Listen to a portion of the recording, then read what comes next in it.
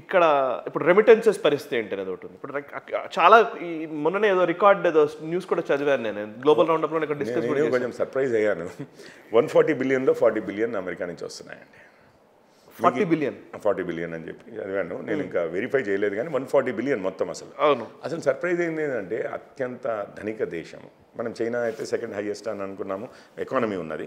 అక్కడికైతే ఎవరు ఇండియన్స్ పోరు కదా పని చేయడానికి, పెద్దగా పోరు కదా, అది ఎందుకంటే రెస్ట్రిక్టివ్ ఉంటుంది చేయబట్టి. సో అమెరికా నుంచి ఎక్కువ మేజర్ స్టేక్ వస్తుంది అనుకున్నాను. 30% అమెరికా నుంచి వస్తుంది. అంటే గల్ఫ్, ఇతరత్ర యూరప్ ఇట్లాంటి దేశాల్లో మన డయాస్పోరా ఎంత, ఆస్ట్రేలియా, న్యూజిలాండ్ సడన్గా ఒక విధంగా అంటే ఎకనామిక్ టర్మ్స్లో కూడా 30%ఏ కదా అన్న ఫీలింగ్ వచ్చింది. ఇప్పుడు ఉన్న వాళ్ళైతే ఎక్కడికి పోవట్లేరు కదండి, వాళ్ళనైతే పంపించట్లేదు కదా, అక్కడ చేస్తున్నారు, పని చేస్తున్నారు, వెళ్తున్నారు. మీరు ఇంకొకటి చెప్పండి, 1,00,000 మంది ఎంఎస్ చదవడానికి అని చెప్పి 50 లక్షలు తీసుకుని వెళ్తున్నారు. మీరు డబ్బులు అక్కడి నుంచి ఇక్కడికి రావడం చూస్తున్నారు, ఇక్కడి నుంచి ఎక్కడికి వెళ్తున్నాయి చాలా కూడా ఇది ఆగిపోతుంది కదా. అంటే పెద్దగా దాని మీద పెద్ద టెన్షన్ పడవలసిన అవసరం లేదు అని. ఇంకొక విషయం చెప్తాను, నేను వెళ్ళిన వాళ్ళు యుఎస్కి వెళ్ళిన వాళ్ళు చాలామంది అక్కడ స్థిరపడిపోయి దాని తర్వాత గ్రీన్ కార్డులు వచ్చిన తర్వాత కొన్ని సంవత్సరాల తర్వాత సిటిజన్లు కూడా అయిపోయారు, అమెరికన్స్ అయిపోయారు. వాళ్ళు ఇప్పుడు యాక్చువల్లీ ఇండియాకి వచ్చి ఇక్కడ ఆస్తులు, ఇన్హెరిటెడ్ ప్రాపర్టీస్ అన్నీ అమ్మి దీన్ని డాలర్స్లోకి మార్చి అమెరికాకి తీసుకెళ్తున్న ఉదంతాలు ఉన్నాయి, చాలా ఎక్కువ పెరుగుతున్నాయి. ఎందుకంటే వాళ్ళు సిటిజన్స్ అవ్వడము, పిల్లలు సెటిల్ అవ్వడము, లాస్ట్కి ఎప్పుడో ఇండియాకి వద్దాంలే అనుకుని లేదు ఇక మన పిల్లలు ఇక్కడే ఉన్నారు, ఇదంతా అయిపోయింది, మనము ఒక 60లోకి వచ్చాము, మళ్ళీ ఇప్పుడు రిటైర్మెంట్కి అక్కడ కొత్తగా ఎట్లా అవుద్దిలే ఇదంతా అనుకో. 50లోకి 60లోకి వచ్చిన తర్వాత ఏమో ఇప్పుడు ఆ మూవ్ కష్టమేమో అనుకున్న వాళ్ళు ఏమంటున్నారంటే, అండ్ ఇక్కడ ఉన్న ఆస్తులు ఇప్పుడు పేరెంట్స్ వృద్ధులైపోయారు, ఇక్కడున్న ఆస్తులు మనము జాగ్రత్త పరచుకోవాలన్నా కష్టమవుతోంది, ల్యాండ్స్, ప్రాపర్టీస్ ఇట్లాంటివి అని చెప్పేసి ఇక్కడ అమ్మేసి ఇదంతా ఎందుకులే అమ్మేసి డాలర్లు బయటికి తీసుకెళ్తున్న వారు కూడా ఉన్నారు.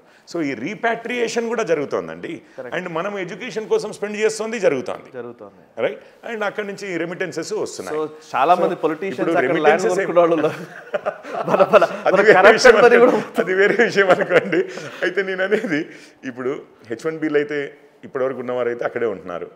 వారు ఎక్స్పెన్సెస్ కోసమో సేవింగ్స్ కోసమో వారు తిరిగి వద్దామనుకుంటే వాళ్ళ ఇక్కడ ఇన్వెస్ట్మెంట్స్ కోసమో లేకపోతే పేరెంట్స్ ఫ్యామిలీ మెయింటెనెన్స్ కోసమని పంపిస్తూ ఉంటారు. చూడు వాళ్ళ ఉద్యోగము ఎటుపోలేదు ఈ సడన్గా ఈ ఎగ్జిక్యూటివ్ ఆర్డర్తో, అండ్ వాళ్ళ ఫ్యామిలీ ఇండియాలో లేకుండా పోలేదు.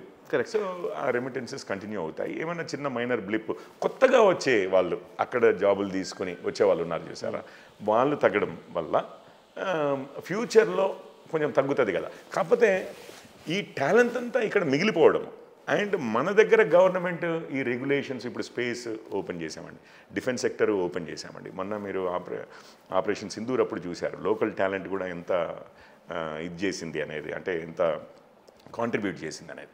సో మన ఇండియాలోనే ఈ టాలెంట్ బ్రెయిన్ డ్రైన్ అవ్వకుండా ఇక్కడే ఉండగలిగితే, ఒకప్పుడు ఏమైంది అంటే అప్రెసివ్ ఉండేది, గవర్నమెంట్ కొన్ని ఉద్యోగాలు ఉండేవి, ప్రైవేట్ సెక్టర్ని అసలు అణిచిపడేసేవాళ్ళు, ఇన్కమ్ ట్యాక్సెస్ విపరీతంగా ఉండేవి, ఇండైరెక్ట్ ట్యాక్సెస్ విపరీతంగా ఉండేవి, సేల్స్ ట్యాక్స్ అని, వ్యాట్ అని, అసలు అది అర్థం చేసుకోవడానికి ఒక దశాబ్దం పోతుంది అన్న టైప్లో ఉండేది. కరప్షన్ ఇవన్నీ కలిపి కొడితే అసలు ఎవరు ధైర్యం చేసేవాళ్ళు కాదు ప్రైవేట్ సెక్టర్లో, అందుకని ఉద్యోగాలు ఉండేవి కాదు. ఇప్పుడు అట్లా లేదు మనది. మన 2014 నుంచి మీరు చూస్తున్నారు, ఇప్పుడు 12 లక్షల వరకు ఆదాయ పన్ను లేదు. ఇప్పుడు ఆదాయం మీద పన్ను తగ్గించేశారు, కంపెనీల ఆదాయం మీద కార్పొరేట్ ట్యాక్సెస్ తగ్గించేసాము. ఇప్పుడు వినియోగ పన్నులు కూడా, అంటే మీరు ఆదాయం వచ్చిన దాన్ని ఖర్చు పెట్టుకునే సమయంలో కూడా వాటిని కూడా విపరీతంగా రేషనలైజ్ చేసి ఇండియా మొత్తాన్ని ఒకే మార్కెట్ చేసి ట్యాక్సులు తగ్గించి ఎటువంటివి కూడా ఇందులోకి ప్రైవేట్ సెక్టర్ రాకూడదు అన్నట్లుగా నిబంధనలు ఏవైతే ఉన్నాయో అవన్నీ తీసేసి లిబరలైజ్ చేసి ఇవన్నీ చేశాం. ఇంకా స్టేట్ లెవెల్లో ల్యాండ్, లేబర్ లాస్, ఇంకొన్ని ఇట్లలో ఒక రేషనలైజేషన్ జరగాల్సి ఉంది. కానీ ఇంకా ఉన్నాయి రిఫార్మ్స్ చేయాల్సింది. కాకపోతే ఇప్పటికే మనము చూస్తున్నాం, మనం దగ్గర స్టార్టప్స్ రావడం చూసాము, యూనికార్న్స్ అంటున్నాము. అంతెందుకు ఐపీఓలకు వెళ్ళిపోయి పెద్ద పెద్ద కంపెనీలు అయిపోయినాయి. నిన్ననే అర్బన్ ల్యాడర్ అని ఒకటి ఉండేది, అర్బన్ కంపెనీ అంటున్నారు, అది వారం క్రితమే ఐపీఓ అయిపోయి లిస్ట్ అయిపోయింది స్టాక్ ఎక్స్చేంజ్లో. సో ఇప్పుడు మనం ఫోన్ చేస్తే ఏదన్నా ఇంట్లో ఫ్రిడ్జ్ ఖరాబ్ అయింది, ఏసీలు ఖరాబ్ అయ్యాయి, లేకపోతే నిజంగా ఒకసారి క్లీనింగ్, డీప్ క్లీనింగ్ కావాలి, ఇవన్నిటికీ అర్బన్ కంపెనీ అనే ఇదే అనుకుంటాను. చూడండి, $1 బిలియన్ కంపెనీలు అయిపోయాయి, ఇవన్నీ $1 బిలియన్ కంపెనీలు అయిపోయాయి. మన దగ్గర కూడా ఆ కల్చర్ వచ్చేసింది. ఈ సమయంలో మనకు ఆ టాలెంట్ మన దగ్గర రీటైన్ అవ్వడం వల్ల కూడా చాలా పాజిటివ్ ఎఫెక్ట్స్ ఉంటాయి అని నేను నమ్ముతున్నానండి.